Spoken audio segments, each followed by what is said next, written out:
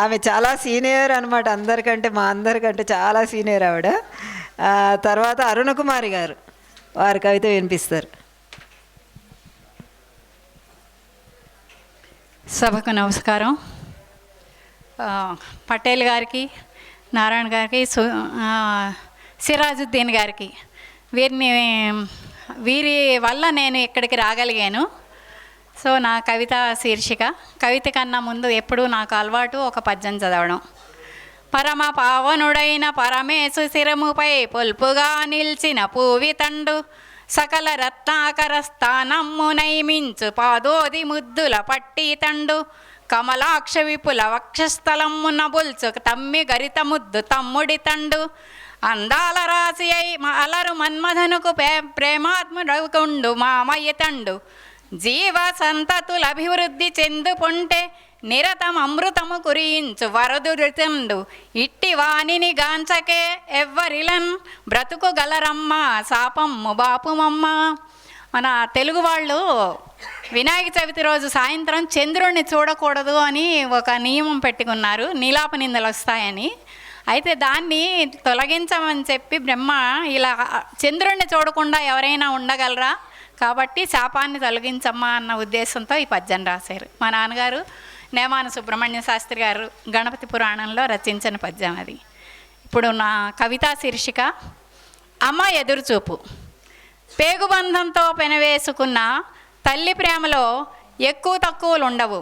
తన రెక్కలు విరుగుతున్నాయని తెలిసినా ఎదుగుతున్న పిల్లల్ని చూసి మురిసిపోవడం ఆమెకు మాత్రమే తెలుసు. కన్నబిడ్డల కోసం నిలువెల్లా జీవితాన్ని త్యాగం చేయడం మాత్రమే తెలుసు ఆవిడికి.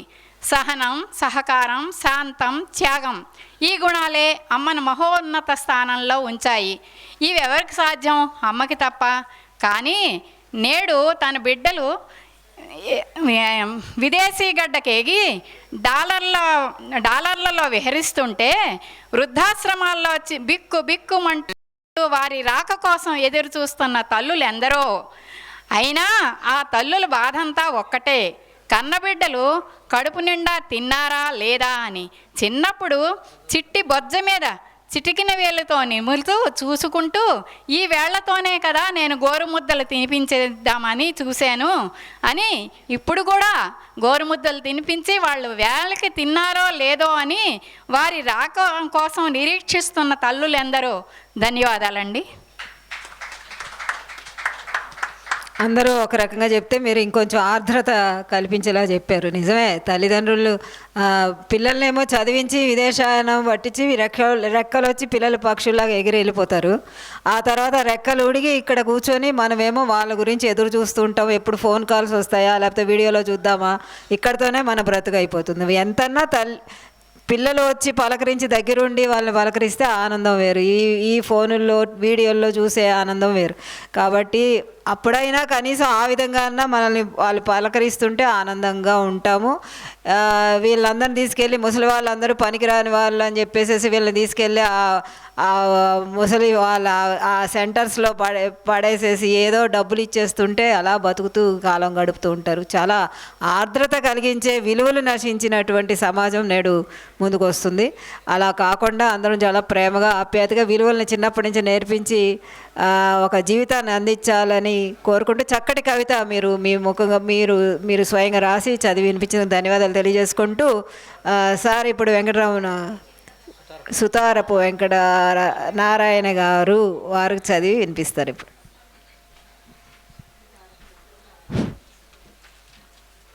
సభాయ నమః. మాతృశక్తి మహోత్సవ కార్యక్రమం సందర్భంగా సమర్థవంతంగా కవి సమ్మేళనం నిర్వహిస్తున్న రాధా కుసుమ గారికి ముందుగా శుభాకాంక్షలు తెలియజేస్తూ, మనం అందరం ఇప్పుడు తెలుగు భాషా సాంస్కృతిక శాఖ సంబంధించి రవీంద్ర భారతిలో ఈ వేదికపై ఉన్నాము. ఈ వేదిక సంచాలకులు ఏనుగు నరసింహారెడ్డి గారు, వారిపైనే కవిత రాసుకొచ్చాను, అదే చదువుతాను. కవితా శీర్షిక మానవతా కోణం.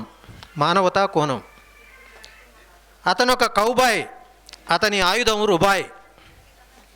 అందరి నోట్లో నాలుక ఆత్మాభిమాన వీచిక. అతను ఒక కౌబాయ్, అతని ఆయుధం రుబాయ్. అందరి నోట్లో నాలుక ఆత్మాభిమాన వీచిక. తెలుగు తెలివరి, తనువు పులకరి. తపించే హృదయం తాదాత్మ్య లక్షణం. తెలుగు తెలివరి, తనువు పులకరి. తపించే హృదయం తాదాత్మ్య లక్షణం. స్నేహపు పరిమళం, సూచనల సంకలనం.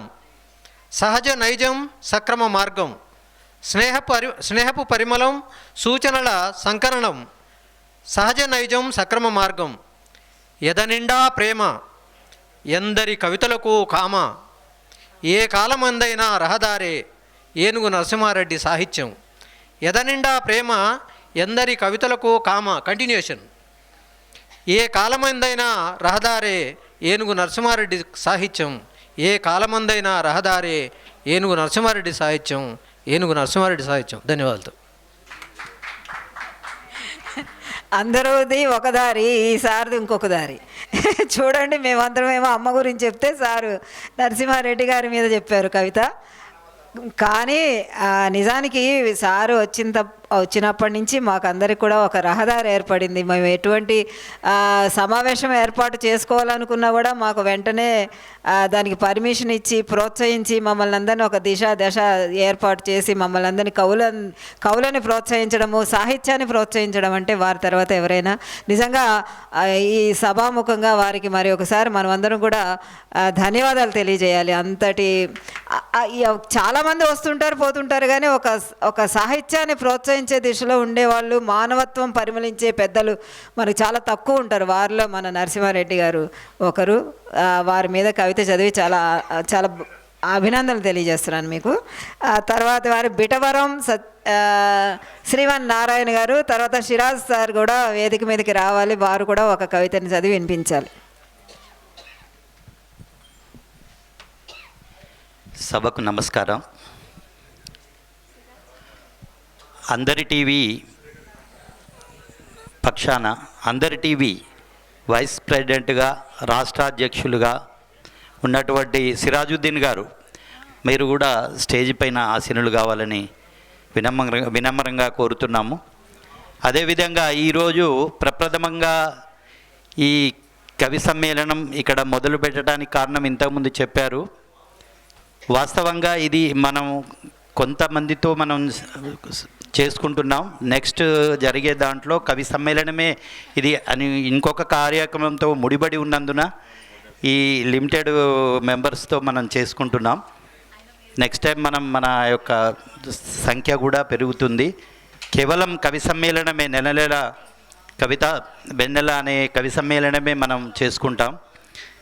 ఇందులో భాగంగా ఈ యొక్క మనం ఎన్నిసార్లు కవితలు చెప్పినా మన కవితలు ఈ నాలుగు గోడల మధ్యనే ఉంటున్నాయనే ఒక ఆలోచన నేను ఎన్నో కవి సమ్మేళనాలు ఇక్కడ అటెండ్ అయిన తర్వాత మిత్రుడు అందరి టీవీ రాజు పటేల్ గారితో నేను ప్రథమంగా ఇలా ఉంది ఆలోచన అంటే నేను చెప్పింది ఏంటంటే, ఇన్ని కవిత్వాలు చూశాను నేను, ఈ నాలుగు గోడల మధ్యన ఇంత ఒక శక్తివంతమైనటువంటి, ఇంత ఉపయోగకరమైనటువంటి సమాచారం ఉండిపోతుంది, దీన్ని మనం ఎలాగైనా సమాజంలోకి చేర్చాలి, ఇది కూడా మన బాధ్యతగా అంటే, సరే నేను ఉన్నాను సార్, నేను దీన్ని ఎందుకంటే మనం కవులం దాదాపుగా ఎవరు డబ్బులు పెట్టుకొని చేసే స్థితిలో ఉండరు దగ్గర అది ఉన్నవారు కూడా అలా చేయటం ఇష్టపడరు, ఎందుకంటే మన ఈ విరుద్ధం మన దీనికి.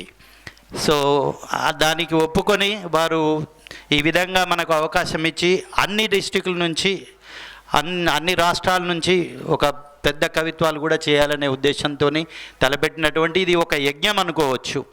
ఈ యజ్ఞానికి మనం కూడా సమిధలు కావడం నేను అదృష్టంగా భావిస్తున్నాను. నేను రాష్ట్ర కన్వీనర్గా నేను ఇదంతా చెప్తున్నాను. దయచేసి దీన్ని మనం ఆదరించి వారికి అండగా ఉండి మన విజ్ఞానాన్ని ఈ పంచిపెట్టే మాధ్యమం, సమాజంలోకి చేర్చే మాధ్యమాన్ని మనం సద్వినియోగం చేసుకోవాలని కోరుకుంటూ నా కవిత శీర్షిక వాస్తవంగా అందరూ ఇప్పుడు అమ్మల మీద చదివారు. నేను ఇందులో ఉన్నటువంటి వీరమాత, వీరపత్ని, అమ్మ అందరినీ కలిపి మహిళ మీద నేను కవిత చెప్పదలుచుకున్నాను. కవిత శీర్షిక పురోగతి.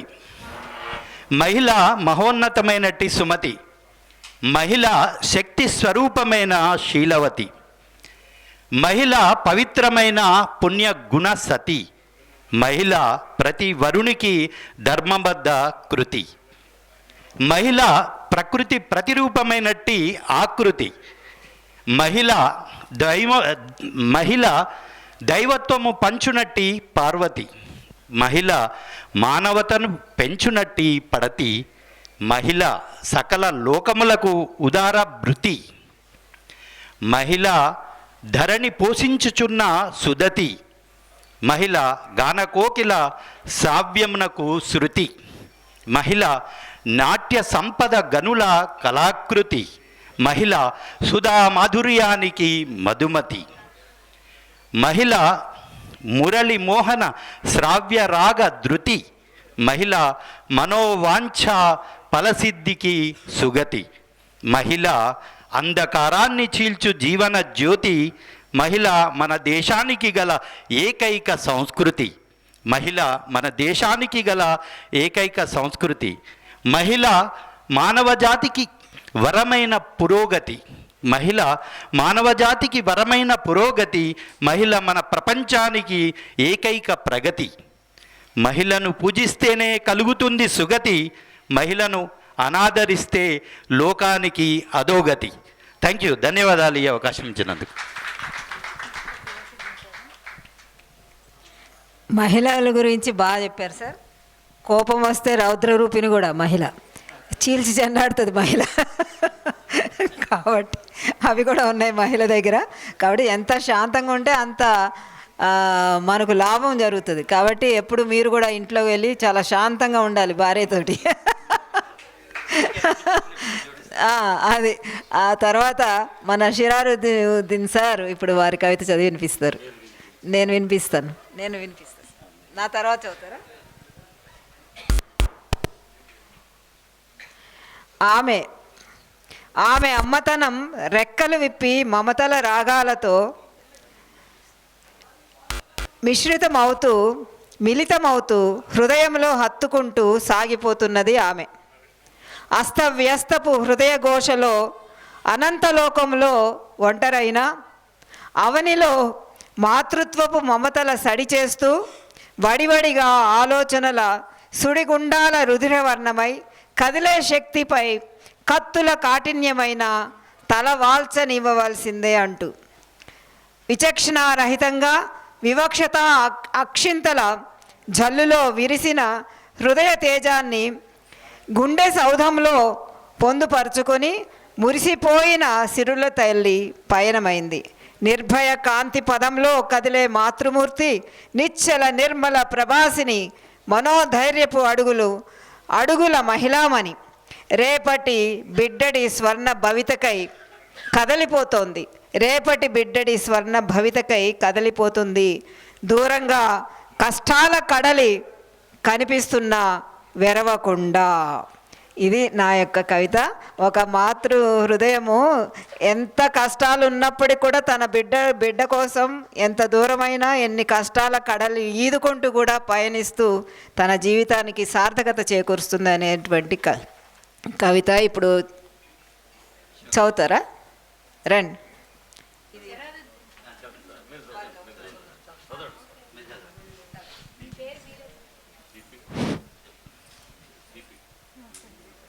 నేను కవిని కాదు. ఇప్పుడు ఇంతమంది కవయిత్రులు చెప్పగా నాలో కూడా ఒక కవి మొలకెత్తాడు. ఆ మొలకెత్తిన అక్షరాల్ని మేము ముందు చదువుతాను. తప్పులుంటే మన్నించండి.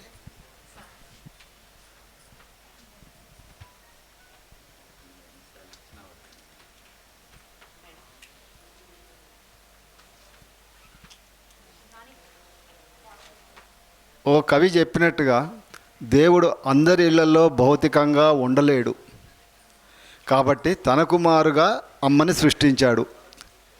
ఓ కవి చాలా గొప్పగా చెప్పాడు. తల్లి లేని ఇల్లును ఊహించుకుంటే ఎంత వెలితి, తల్లి ఉన్నంతసేపు ఇల్లు ఎంత నిండుదనం. నేను స్వయంగా అనుభవించాను. నేను సెలవుల్లో కాలేజీలో ఉన్నప్పుడు అమ్మకి దూరంగా ఉన్నాం. సొంత ఇంటికి వెళ్తే ఆ రోజు అమ్మ లేదనుకోండి, ఇల్లు ఎలా ఉంటుంది? ఎంతో చిరాగ్గా, ఎంతో వెల్తిగా ఉంటుంది. అలానే ఇప్పుడు సంసారంలోకి వచ్చిన తర్వాత కూడా ఇల్లాలు ఇంట్లో లేకపోతే పిల్లలు స్కూల్ నుంచి వచ్చి ఎంత వెల్తి ఫీల్ అవుతారు. ఆ లోటుని మనం మాటల్లో వర్ణించలేము.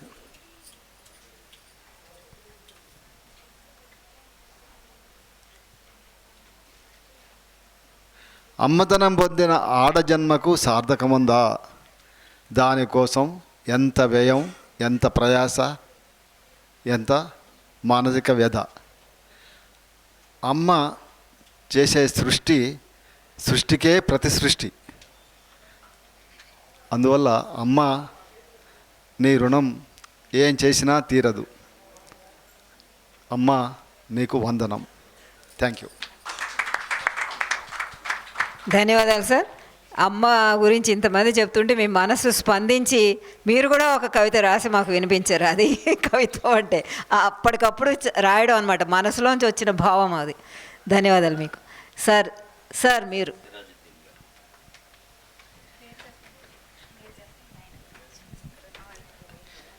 ఇప్పుడు మా వరంగల్కు మాణిక్యమైనటువంటి మేము విశ్వకవిగా చెప్పుకుంటాం సిరాజుద్దీన్ గారిని. సిరాజుద్దీన్ మాకు దీపంలా ముందుండి మాకు దారి చూపుతూ ఒక గురుతుల్యులైనటువంటి మహాకవి. వీరి ప్రస్థానం కాళోజీ గారితో మొదలై వీరు వరల్డ్ పీస్ ఫెస్టివల్ అనే సొసైటీ యుఎన్ఓతో అనుసంధానంగా ఉండి వారి చేతుల మీదుగా, కాళోజీ గారి చేతుల మీదుగా ప్రారంభించి అది ఇప్పుడు క్రియాశీలకంగా ఎంతో గొప్పవారికి అవార్డ్స్ ఇస్తూ నడిచింది. వారు మా వరంగల్ విశ్వకవి బిరుదాంకితులు. వారు కవిత వినిపించాలని కోరుచున్నాను. అందరికీ మరో నమస్తులు.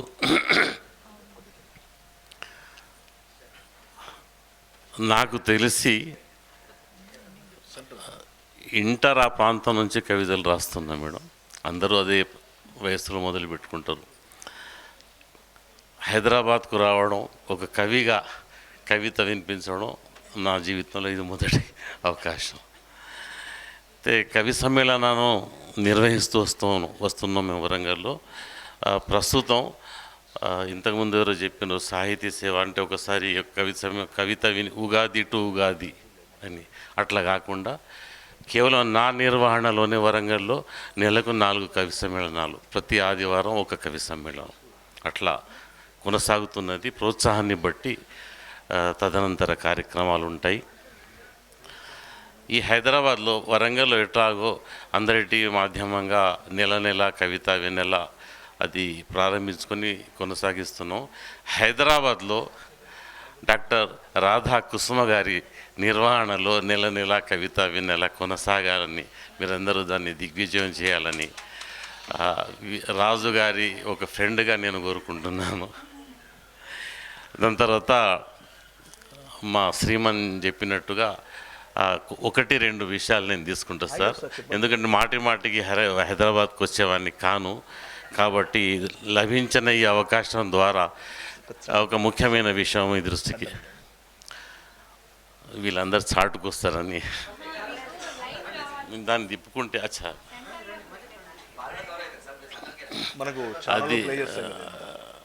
అది పద్ధతి కాదు. అది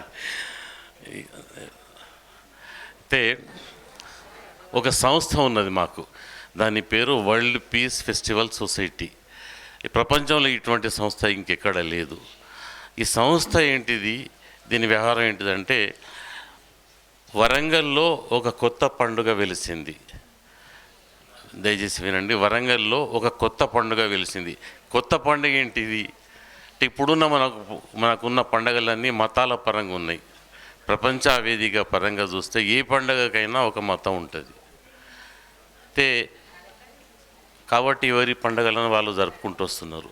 అయితే ప్రపంచంలోని అందరూ మతస్థులు కలిసి జరుపుకునే పండుగ ప్రపంచంలో ఇంతవరకు లేదు. అటువంటి ఒక పండుగ వరంగల్లో జీవం పోసుకున్నది. అది వరల్డ్ వైడ్ కావాల్సి ఉన్నది. అది ఒకరిద్దరి వల్లనో 5-10 సంవత్సరాల్లోనో అయ్యేది కాదు. దానికి 100-200 సంవత్సరాలు పట్టవచ్చు. అయితే ఆ పండగను వరల్డ్ వైడ్ చేయడానికి స్థాపించబడ్డ సంస్థే వరల్డ్ పీస్ ఫెస్టివల్ సొసైటీ. దీని ఫౌండర్ మెంబర్లలో కాళోజీ గారి నుంచి మొదలుకొని జయశంకర్ గారు అట్లా చాలా వారు ఉన్నారు. దానికి యుఎన్ఓ అఫిలియేషన్ కూడా దొరికింది. అఫిలియేషన్ దొరికినప్పుడు మేము యుఎన్ఓ వారి కార్యక్రమాలను కూడా కొన్ని నిర్వహించాల్సిన నైతిక బాధ్యత ఉంటుంది కదా మాకు. అందులో భాగంగా ప్రపంచ కవితా దినోత్సవం మార్చి 21 వస్తుంది. అవి నిర్వహించుకుంటూ వస్తున్నాం. అందులో పెద్ద ఎత్తున పెద్ద సంస్థ, పెద్ద వ్యవహారం కాబట్టి కార్యక్రమాన్ని కూడా పెద్దనే నిర్వహించుకుంటూ వస్తున్నాం. అటువంటి ఒక కార్యక్రమాన్ని మొన్నటి మార్చిలో కూడా నిర్వహించుకోవడం జరిగింది. హైదరాబాద్ నుంచి కూడా చాలామంది కవులు వచ్చిండ్రు. ఇక్కడ నాకు అనిపిస్తాం వారిలో కేవలం అరుణకుమారి గారు ఒకరు మాత్రమే. వారితో పాటుగా కొందరు కలిసి వచ్చారు. ఒక కారులో వారు 4 వచ్చిండ్రు. ఎవరైనా ఉంటే మన్నించాలి. అయితే వారు మాత్రమే నాకు పరిచయం. దాని తర్వాత ఫోన్లో మాట్లాడింది మీరు. అది ఆ సంస్థ, అది నిర్వహిస్తున్నా. అవి జాతీయ బహుభాషా కవి సమ్మేళనాలను మేము world peace festival society banner మీద నిర్వహిస్తూ వస్తుంటాం. అయితే స్వతహాగా నేను కవిని కాను. నా ప్రధాన ఉద్దేశం ఆ పండగను ప్రపంచం నిండా వ్యాపింపజేయడమే. అదనంగా నాకు కొన్ని హ్యాబిట్స్ ఉన్నాయి. ఆ హ్యాబిట్స్లలో సాహిత్యం ఒకటి, అందులో ప్రధానంగా కవితలు రాసుకోవడం ఒకటి.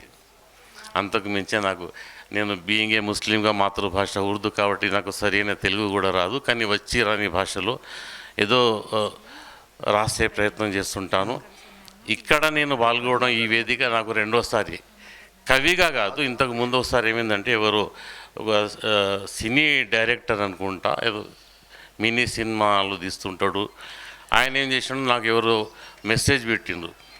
ఈ రవీంద్ర భారతిలో 600 మంది, 400 అనుకుందాం, 400 మంది కవులతో కాళోజీ నారాయణరావు మీద ఒక కవి సమ్మేళనం నిర్వహించబడుతున్నది అని నాకు మెసేజ్ పెడితే, నేను రాసుకున్న కవితలలో కాళోజీ గారి పైన ఒక కవిత ఉన్నది. ఎట్లాగో ఈ 400 మందిలో కనీసం 95% గారికి కాళోజీ గారికి తెలిసి ఉండరు, చూసి ఉండరు. ఈ కవులకు నా కవిత ద్వారా కాళోజీని చూయిద్దాం అనే ఉద్దేశంతో నేను వస్తానంటే దాని నిర్వాహకులు దక్షిణమూర్తి గవర్నమెంట్ యాంకర్, మీలో కొందరికి తెలిసి ఉంటాడు అతను. ఆయన నన్ను పిలిచిండు. ఇదే డ్యాస్ పైన ఆ కవిత వినిపించి 10 నిమిషాలలో మళ్ళీ వెళ్ళిపోయిన వరంగల్కు. దాని తర్వాత కవిగా మాత్రం ఇది కూడా అట్లా అనుకోవడం లేదు. నేను ఏ కవితను వినిపించడం లేదు, కానీ ఏదో వినిపించాలి. అసలు ఇది మాతృదినోత్సవానికి సంబంధించిన కవి సమ్మేళనంగానే నేను భావిస్తున్నా. కాబట్టి దాని మీద నేను ఇంకా రాయలేదు. కానీ 10th నేను మాత్రం ఈ అమ్మకు సంబంధించిన టాపిక్ మీద ఒక కవి సమ్మేళనం పెడుతున్నా. దానికోసం నేను కవిత రాస్తా. ఆ ప్లాట్ మాత్రం రాసుకున్నా, ఊహించి పెట్టుకున్నా. అది చెప్పుకోవాలనిపిస్తుంది, ఎందుకంటే మీ అందరిలో నాకు ఈరోజున మా అమ్మ అనిపిస్తున్నది. అయితే నేను అనుకోవడం ఏంటిదంటే, దయచేసి మీరందరూ వినాలి. నేను అనుకోవడం ఏంటిదంటే, దేవుడు అంటాం, దేవత అని ఎందుకు పెట్టలేదో నాకు తెలియదు. జన్మనిచ్చేది అమ్మ, దేవుడు జన్మనివ్వలేదు కదా. ఈ సృష్టి ఒక కొడుకు అనుకుంటే, ఒక సంతానం అనుకుంటే, దాన్ని పుట్టించింది స్త్రీ మాత్రమే ఉండాలి. కాబట్టి ఆమె డెఫినెట్గా తల్లి అయి ఉంటుంది అన్నది నా వ్యక్తిగత అభిప్రాయం. ఇదే కాన్సెప్ట్ మీద కవిత రాస్తున్నా. 10th నాది వస్తుంది, మీకు పంపిస్తా. మీ అందరికీ సర్క్యులేట్ అయితే సంతోషం. ఇదొక విషయం. రెండవది, వరంగల్ అంటే ఫైర్ బ్రాండ్ నిదర్శనం మా రాజు గారు. ఇంకొక ఫైర్ బ్రాండ్ మా దగ్గర మధ్యలో సుభాషిణి గారు.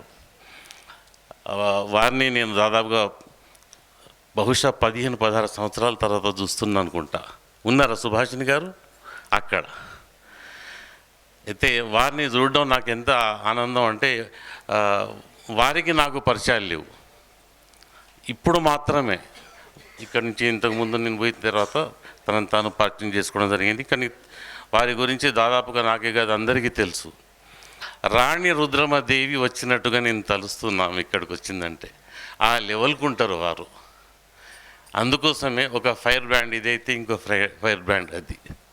నేను అంతా సంతోషిస్తున్నామ్మా మీరు ఇక్కడికి వచ్చినందుకు. నేనేమని చెప్పాలి, వారిని మాట్లాడించండి, మీ గురించి చెప్పుకోవాలి. దీని తర్వాత నా విషయాలు అయిపోయినాయి. ఇక కవితలోకి పోతే ఏం వినిపించాలనేది పెద్ద సమస్య. కాళోజీ గారిని మళ్ళీ వినిపించనా? ఎందుకంటే ఒక వ్యక్తి మనకు కవులు కాబట్టి. కాళోజీని మించిన కవి వరంగల్లో తెలంగాణలో లేడంటారు నవే డేస్. ఆయన పైన నేను ఆయన గతించిన తర్వాత ఒక కవిత రాసుకోవడం జరిగింది. ఈ మైక్ సరిగా ఉన్నదా? ఈ కవితలో కాళోజీ మనకు అగుపిస్తుంటాడు. ఒక్కొక్క చరణంలో వారికి సంబంధించిన వారి ఒక లక్షణం, దాన్ని చిత్రీకరించే ప్రయత్నం జరిగింది. అది వినిపించే ప్రయత్నం చేస్తా. ఆయన మీకు అందితే మీరు కాళోజీని చూడగలిగితే దర్శించినట్టే అని తలుస్తున్నా. అది ఇట్లా మొదలవుతుంది. అనుభూతి అనుభూతి కాళోజీలో గిలిలో, కళ్ళు రెండు మెరిసినట్లు, పేరు పెట్టి పిలిచినట్లు, కూర్చోమ్మని అంటూనే బాగున్నవా అన్నట్లు, తునెవరో తట్టినట్లు, మనసునెవరో ముట్టినట్లు అనుభూతి కాళోజీలో గిలిలో. గదిలోని జ్ఞాపికలు గంధాలను పూసినట్లు, పద్మవిభూషణ బిరుదం పూలవాన కురిపినట్లు, ప్రజాకవి బిరుదేమో షహనాయి ఊదినట్లు, ప్రజాకవి బిరుదేమో షహనాయి ఊదినట్లు, ఇంటి నిండ కాళోజీ అభిషేకం జరిగినట్లు అనుభూతి కాళోజీలో గిలిలో. కవిమిత్రులు వచ్చినట్లు, మిత్రమండలి జరిగినట్లు, కవిత జల్లు కురిసినట్లు, ముషాయిరా విరిసినట్లు, మురిసి మురిసి షాదాత్మ వహువాని పలికినట్లు, మురిసి మురిసి షాదాత్మ వహువాని పలికినట్లు, పరవశించి కాళోజీ అనుభవాలు విప్పినట్లు అనుభూతి అనుభూతి కాళోజీలో గిలిలో. కవులందరూ కళాలను ఎక్కుపెట్టి, అమ్మ ఎవరో దయచేసి, నేను డిస్టర్బ్ అవుతున్నా, ప్లీజ్ దయచేసి కోఆపరేట్ మీ. కవులందరూ కళాలను ఎక్కుపెట్టి నడిచినట్లు, కళాలన్నీ గళాలిప్పి కరవాళం ఝులిపినట్లు, నినాదాలు లేచి లేచి నింగెత్తుకు తాకినట్లు, నినాదాలు లేచి లేచి నింగెత్తుకు తాకినట్లు, కదం తొక్కి కాళోజీ సారథ్యం నెరిపినట్లు అనుభూతి కాళోజీలో గిలిలో. ఆత్మీయులు అభిమానులు ఆశాంతం మూగినట్లు, కొడుకు కోడలితోటి రుక్మిణమ్మ నిలిచినట్లు, తాతయ్యను చూపండని సంతోషు అరచినట్లు, తాతయ్యను చూపండని సంతోషు అరచినట్లు, ఛాతి విరిచి రామశాస్త్రి కాళోజీని చూపినట్లు అనుభూతి అనుభూతి కాళోజీలో గిలిలో. మనసు మనసులోన ఓ కాళోజీ మొలిచినట్లు, ప్రతి మనిషి నా గొడవను తన గొడవగా తలచినట్లు, ఒక్కొక్కరు అన్యాయాలు ఎదిరిస్తూ లేచినట్లు, ఒక్కొక్కరు అన్యాయాలు ఎదిరిస్తూ లేచినట్లు, నింగి నుండి కాళోజీ కృతజ్ఞతలు కురిపినట్లు, అనుభూతి అనుభూతి కాళోజీలో గిలిలో. తెలంగాణ గడ్డేమో నా ఓడని అన్నట్లు, కాదు కాదు నా ఓడని భరతమాత పలికినట్లు, ఈ బిడ్డ నా బిడ్డని భూగోళం చాటినట్లు,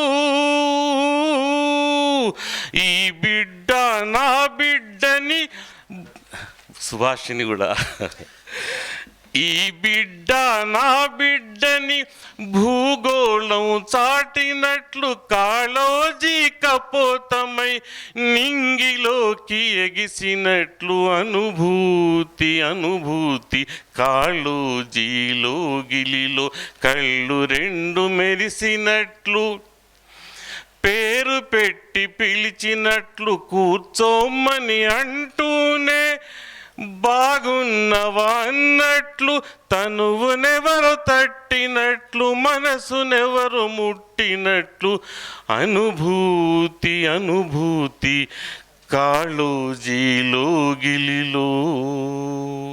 థ్యాంక్ యూ వెరీ మచ్.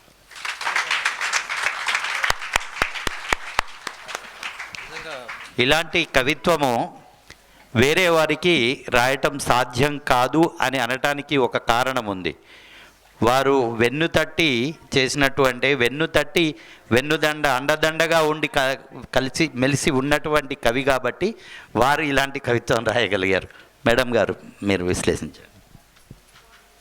మాటలే రాకుండా మూగబోయాను నేను, ఇంకేం విశ్లేషించాలి. అద్భుతమైన పదజాలంతో రసరమ్యంగా వారి గానం, తర్వాత పదబంధాలు, అది స్వయంగా అది అక్కడ జరిగిన విషయాన్నే వారు చెప్పారు. కొత్తగా జరగలే, ఆయన ఊహించడం కాదు, అక్కడ నిజంగా జరుగుతున్నట్టుగానే మా ముందు వారి పదాలతోటి మాకు మంచి కవితాత్మకంగా రాశారు. మీ కంఠస్వరం ఇంత చూస్తే అట్లా అనిపించట్లేదు సార్, కంఠస్వరం అంత మధురంగా ఉంది, మాకు వినాలనిపిస్తుంది. గలం అది చాలా బాగుంది. మీకు ధన్యవాదాలు సార్, మాకు ఈ అవకాశాన్ని ఇచ్చినందుకు. వారు పాడిన కవితని, వారు పాడిన పాటని, లేకపోతే పద్యాన్నో లేకపోతే కవితనో, దాన్ని నేను 2 మాటలు మాట్లాడడం అంటే జీవితంలో సువర్ణాక్షరాలతో లిఖించుకోవాలి నేను, డైరీలో రాసుకొని. ధన్యవాదాలు అవకాశం కల్పించినందుకు.